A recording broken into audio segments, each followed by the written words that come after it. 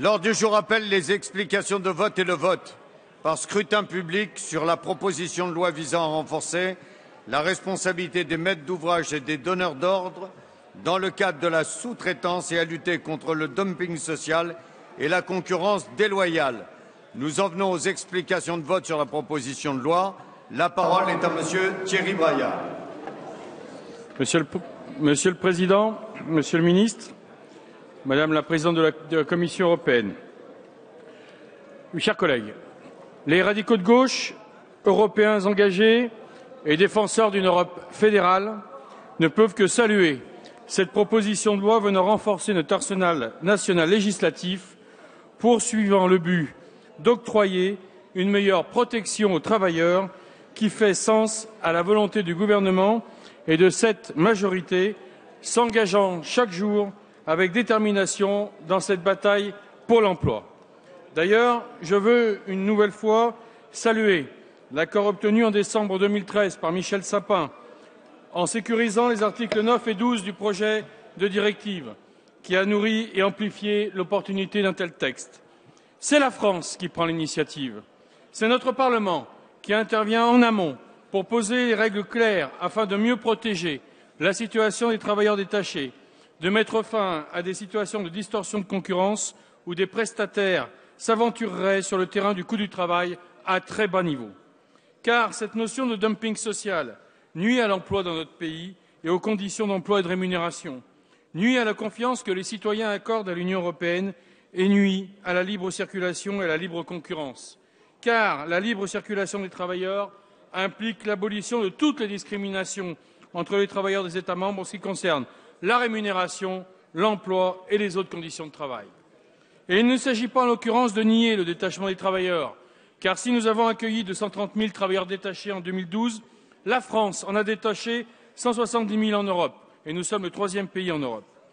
En favorisant la prestation internationale de services, sans avoir vu naître une réelle procédure de contrôle, la directive sur le détachement des travailleurs a permis le développement d'une fraude, à savoir que de plus en plus de prestataires de services ont permis l'emploi de salariés low cost.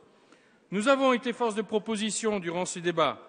Bien que satisfaits par le texte découlant de nos travaux dans l'hémicycle, pour notre groupe radical de gauche apparenté, si l'objectif souhaité par les parlementaires de soumettre à l'inscription sur une liste noire des entreprises et des prestataires de services qui ont été condamnés pour infraction constitutive de travail illégal est un élément extrêmement positif, à inscrire le quantum d'amende de 15 000 € minimum ne nous semble pas opportun.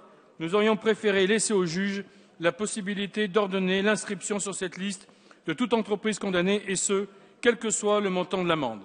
Mais parce que cette proposition de loi protégera plus encore les libertés individuelles, tout en protégeant également le droit des salariés. Parce que cette proposition de loi renforce de façon affirmée l'idée d'une Europe sociale et solidaire, retranscrite dans notre arsenal législatif national. Parce que cette proposition de loi est adaptée à la situation présente que connaît le marché du travail. Et puis parce que les radicaux de gauche et apparentés sont des partenaires loyaux, nous voterons cette proposition de loi. Merci, Monsieur Braillard. La parole est à Monsieur Patrice Carvalho. Monsieur le Président, j'ai eu l'occasion, lors de la discussion générale, de faire connaître le point de vue des députés communistes et du Parti de gauche sur cette proposition de loi qui nous est soumise. J'en confirme la teneur au moment de passer au vote. Il s'agit d'un texte de circonstance, à quelques mois des élections européennes.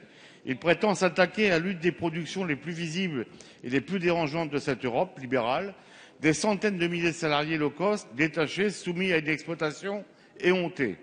Personne n'a ici, je l'espère, la naïveté de penser que cette réalité-là serait une simple anomalie. Elle est l'expression même de ce qu'est devenue la construction européenne, un maillon de la mondialisation capitaliste et un vaste espace de concurrence au sein de laquelle le citoyen salarié n'est qu'une variable permanente d'ajustement.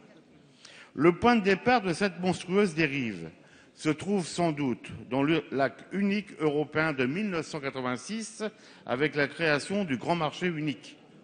Les traités qui vont suivre, de Maastricht à Lisbonne, n'ont eu de cesse d'aller plus en avant dans la mise en concurrence des peuples et dans la mise en œuvre à grande échelle du dumping social.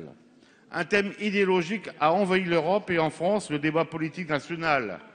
le coût qu'il faudra à tout prix diminuer du travail, fût-ce au prix de l'appauvrissement des Français et du déclassement de milliers d'entre eux. Chacun conserve en mémoire la rédaction première de la directive Bolkestein, qui tendait à imposer le principe du pays d'origine. Nous étions là au sommet du moins-disant social. Il a fallu se raviser, mais la brèche était ouverte. Le nombre de travailleurs low cost connaît une croissance exponentielle et beaucoup sont ainsi détachés dans l'illégalité la plus absolue. Certes, une directive européenne de 1996 s'efforçait de contenir ce mouvement, mais sans aucun moyen d'être respectée. Aujourd'hui, il est question d'une directive d'application de la directive. Vous décidez d'y ajouter une législation nationale eurocompatible, c'est-à-dire à minima, et en ne mettant pas en cause la sacro-sainte concurrence libre et non faussée, qui est la source même de la monstruosité sociale à laquelle on prétend s'attaquer. Ce qui nous est proposé n'est pas inutile, mais ô combien dérisoire. Tout cela vise au mieux à donner le change, à laisser croire que l'Europe libérale est amendable.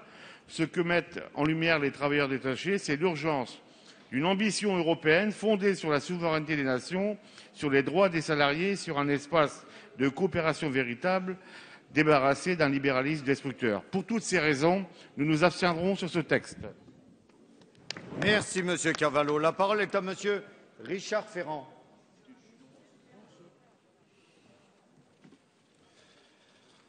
Monsieur le Président, Madame la Ministre, Monsieur le Ministre, Monsieur le rapporteur, mes chers collègues, les abus et les contournements de la directive européenne sur le détachement des travailleurs mettent en danger les entreprises et fragilisent l'emploi dans notre pays.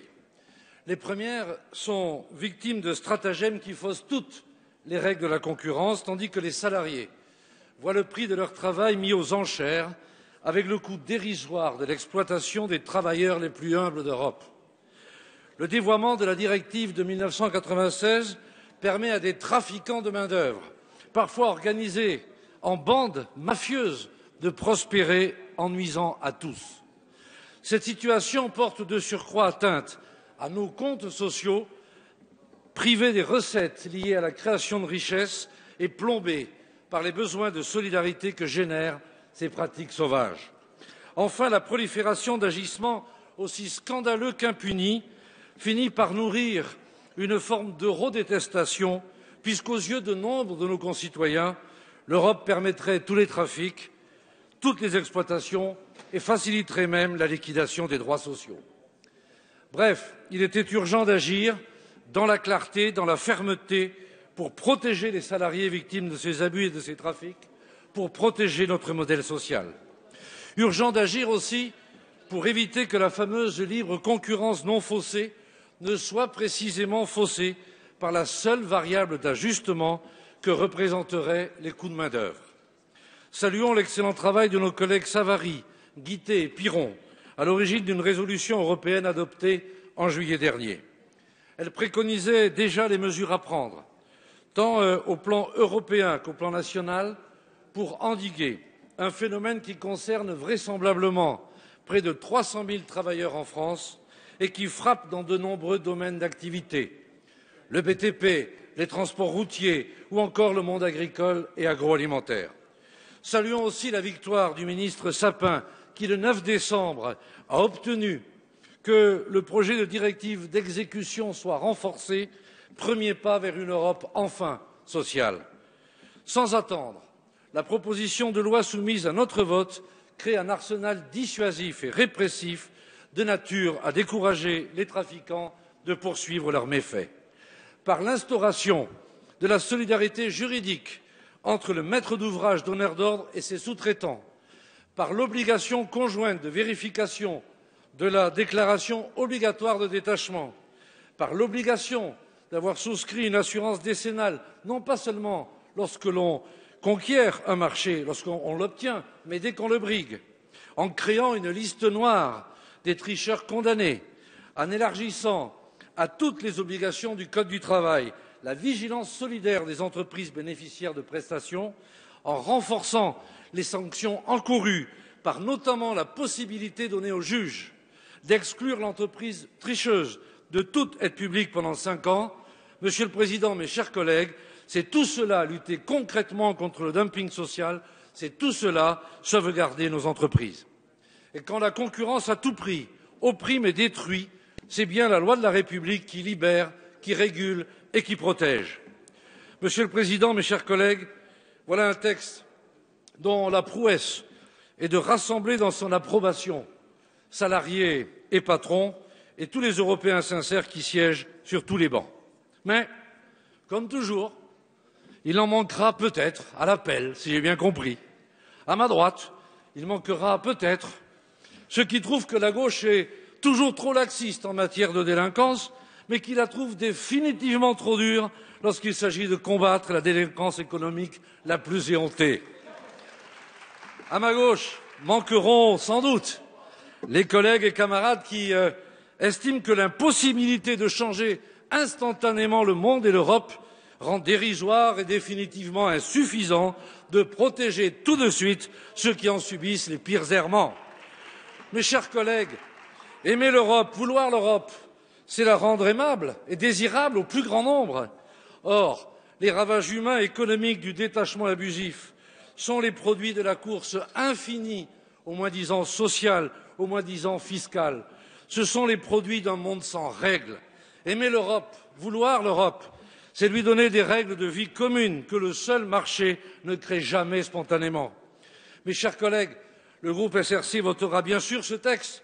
Ce texte, il est à lui seul un pacte de responsabilité, puisqu'il crée de la protection sociale pour tous, de l'égalité dans la compétition économique, sans enfreindre la liberté de déplacement de quiconque. Nous voterons cette proposition de loi car elle est juste, elle est européenne, elle est au cœur de notre pacte social et de nos exigences républicaines. Je vous remercie. Merci, Monsieur Ferrand. Je fais annoncer le scrutin et je donne la parole à Monsieur Dominique Tian.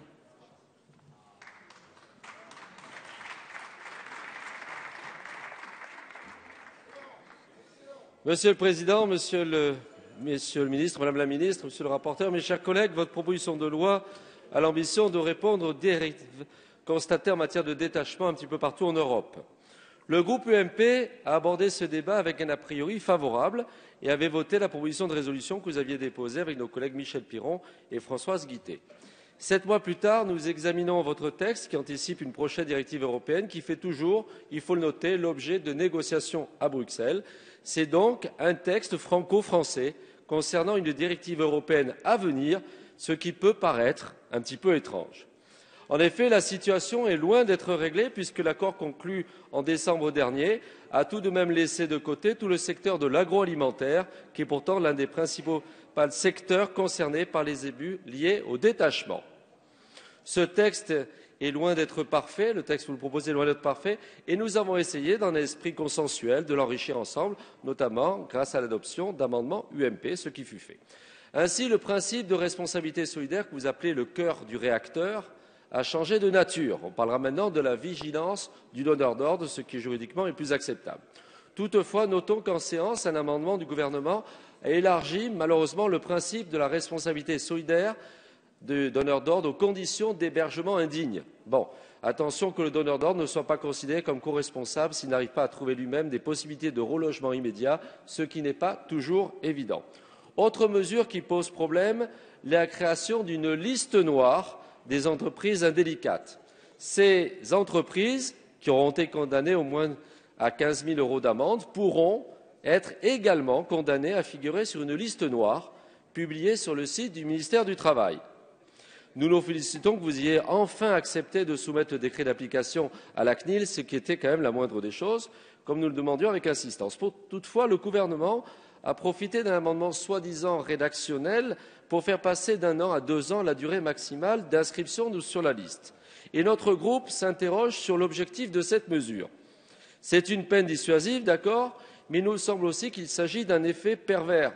Soit cette liste noire a un effet direct et elle interdit l'accès des entreprises fautives au marché public, soit elle n'a pas d'effet direct, ce qui est le cas actuellement. Et donc cette liste noire ne se justifie plus que difficilement.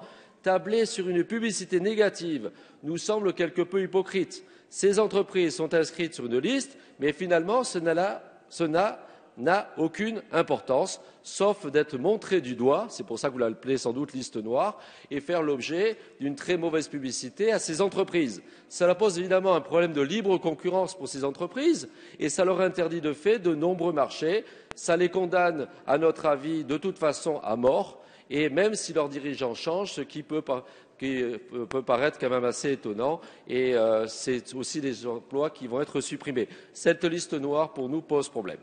Enfin, la possibilité donnée aux organisations professionnelles et syndicales, dont certaines ont parfois des positions assez anti-européennes, d'ester en justice en lieu et place du salarié ne nous paraît pas très pertinent. Le groupe EMP a protesté pour dire qu'il fallait au moins que le salarié en soit informé et que ce salarié ne s'y oppose pas. Malheureusement, nous n'avons pas eu gain de cause. S'agissant des transports, vous avez souhaité, Monsieur le rapporteur, ajouter un volet transport, qu'il ne s'agit pas d'un problème évidemment de détachement. Vous auriez pu parler de temps de travail, de cadence infernale, de salaire trop faible. Vous choisissez assez bizarrement de ne vous intéresser qu'à l'endroit où vont dormir les chauffeurs routiers le week-end, en les obligeant à trouver un hôtel ce jour-là. Bon. A-t-on demandé leur avis aux chauffeurs routiers, dont la cabine est très souvent équipée et digne de les accueillir 5 jours sur 7 au moins, mais semblerait-il, d'après vous, pas le week-end? Peut-être que vous ignorez sans doute que le principal problème des routiers sur les aires d'autoroute, malheureusement, est de ne pas se faire voler leurs marchandises. Et je vous indique d'ailleurs que l'article 8 du règlement européen prévoit le libre choix du conducteur. C'est donc quelque chose qui nous paraît, sur le plan du droit européen, assez fragile. Pour conclure donc, le texte est bien sûr plein de bonnes intentions, mais sans doute assez précipité, et il ne faudrait pas qu'il soit en contradiction avec la circulaire européenne qui est en préparation. Les dérives du détachement continueront tant que nous ne réglerons pas non plus, c'est un problème national, les problèmes du coût du travail dans notre pays. C'est pour ça que notre groupe s'abstiendra. Merci, Monsieur Tian. La parole est à Monsieur Michel Piron.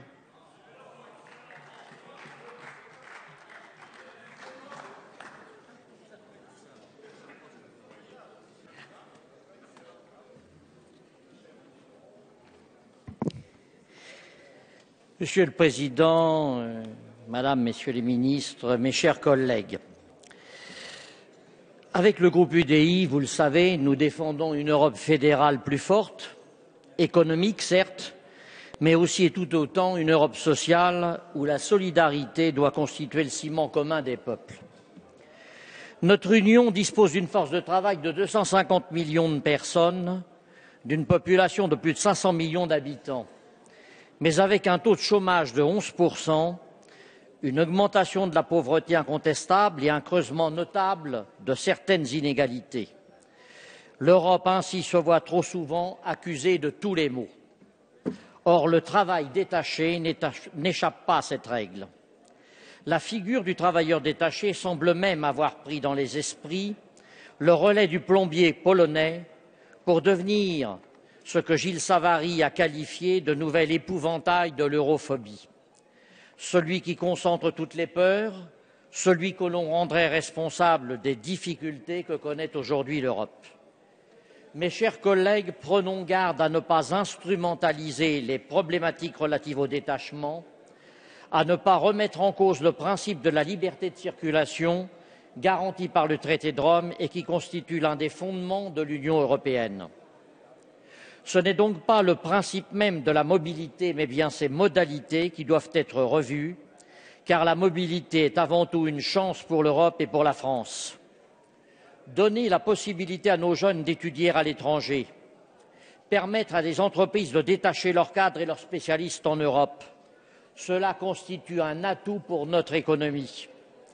La France elle-même, d'ailleurs, et rappelons-le, avec quelques 300 000 salariés français détachés à l'étranger, est fortement utilisatrice de la procédure.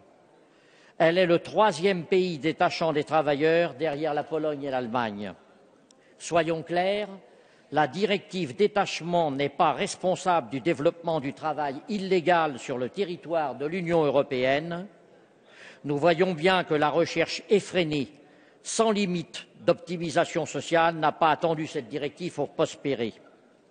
Je dirais même que sans le corpus de règles que la directive actuelle contient, l'application aveugle du principe de libre circulation aurait sans doute causé des phénomènes de travail temporaire frauduleux encore plus désastreux que ceux auxquels nous avons assisté ces dernières années. Il est vrai, en revanche, que la directive n'est plus adaptée au contexte actuel. Elle ne peut plus faire face aux multiples fraudes et détournements d'usage qui se traduisent par l'organisation de véritables trafics de main-d'œuvre communautaire ou extra-communautaire. Profitant ainsi des vides juridiques de la législation européenne, certaines entreprises procèdent à une concurrence déloyale. Des agences d'intérim se spécialisent dans l'introduction de main-d'œuvre étrangère à des prix défiant toute concurrence. Et nombre d'acteurs sont touchés. Artisans, entreprises du bâtiment, du transport, producteurs de fruits et légumes. Les exemples sont nombreux. Cette proposition de loi prévoit donc une responsabilité conjointe et solidaire des donneurs d'ordre avec les sous-traitants qui frauderaient dans tous les secteurs. C'est un point essentiel. Mais elle donne voix au chapitre aux organisations patronales comme aux syndicats de salariés qui pourront désormais bénéficier du droit clairement établi d'ester en justice en tant que partie civile en cas de travail illégal et de concurrence déloyale. Elle contient ainsi des mesures techniques et de bon sens que le groupe UDI votera. Rappelons toutefois qu'au-delà des seules dispositions de ce texte, les dérives du principe de libre circulation ne pourront être jugulées que par un mouvement convergent en faveur d'une Europe sociale que le groupe UDI appelle de ses vœux, une Europe plus homogène et par voie de conséquence plus prospère. Merci Monsieur Piron. La parole est à Madame Danielle Auroi.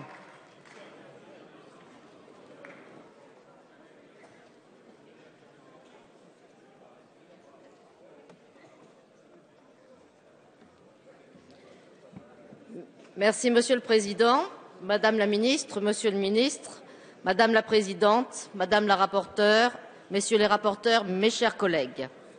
La nécessité d'agir contre les détournements de la directive détachement des travailleurs est à l'ordre du jour de notre Assemblée depuis mai 2013, grâce à nos collègues Gilles Savary, Chantal Guittet, Michel Piron, puis Richard Ferrand, qui ont travaillé en amont sur ces questions au sein de la Commission des affaires européennes d'abord, de la Commission des affaires sociales ensuite.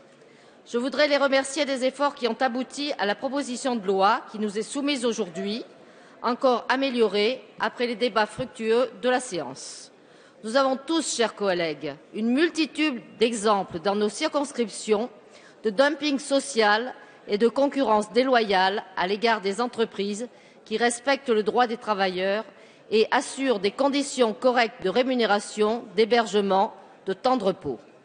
Non seulement les fraudeurs ont organisé l'exploitation de nouveaux damnés de la terre, mais ils ont aussi lourdement pénalisé nombre d'artisans, d'agriculteurs, de PME. Vous avez, Monsieur le ministre du Travail, vous avez, Madame la ministre, porté ces questions au sein de l'Union avec détermination. Nous pouvons aujourd'hui les mettre en œuvre de manière ambitieuse au niveau national et c'est une étape essentielle. Disons-le simplement, les entreprises qui respectent le droit du travail seront mieux reconnues. En revanche, les fraudeurs seront punis. Je suis d'ailleurs étonnée que certains de mes collègues de l'UMP, si prompts à donner des leçons de morale, ne reconnaissent pas les vertus de ce texte.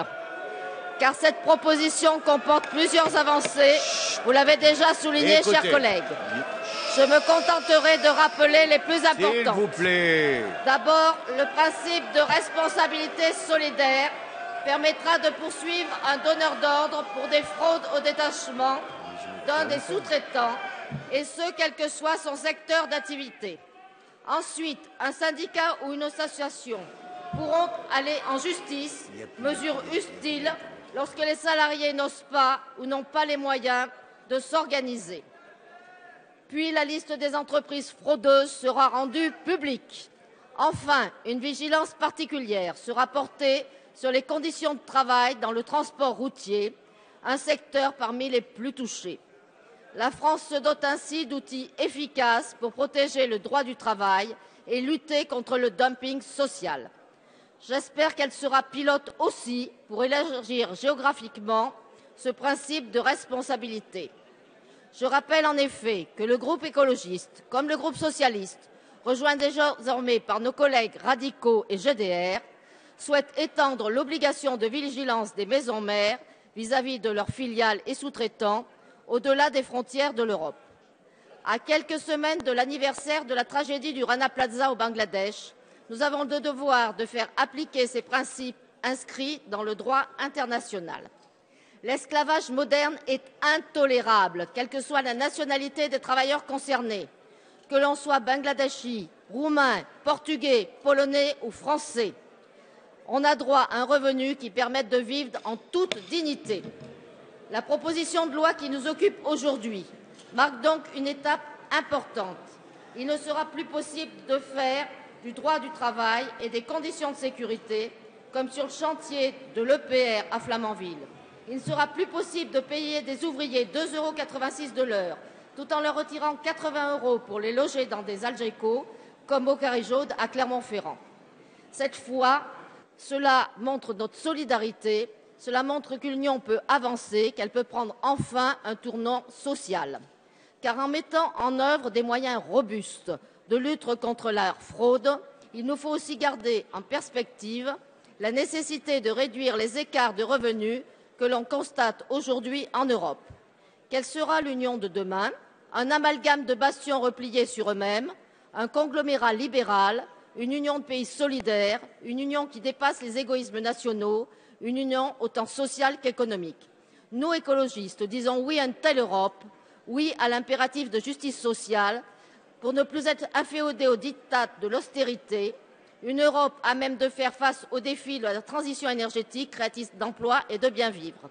D'ici là, espérons que les négociations au niveau européen sur le détachement des travailleurs pourront aboutir, mais lorsque l'urgence le dicte, nous avons le devoir, au niveau national, de prendre des mesures législatives qui s'imposent pour faire reculer l'injustice sociale. C'est la raison pour laquelle le groupe écologiste votera ce texte avec enthousiasme. Je vous remercie. Merci, Madame Roy. Je vais donc mettre aux voix la proposition de loi. Que chacun veuille bien regagner sa place.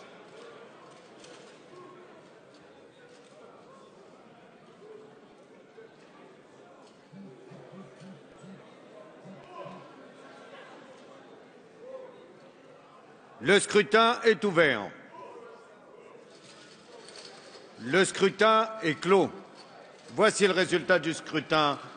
Votant 481, suffrages exprimés 333, majorité absolue 167, pour 323, contre 10. L'Assemblée nationale a adopté. La séance est suspendue.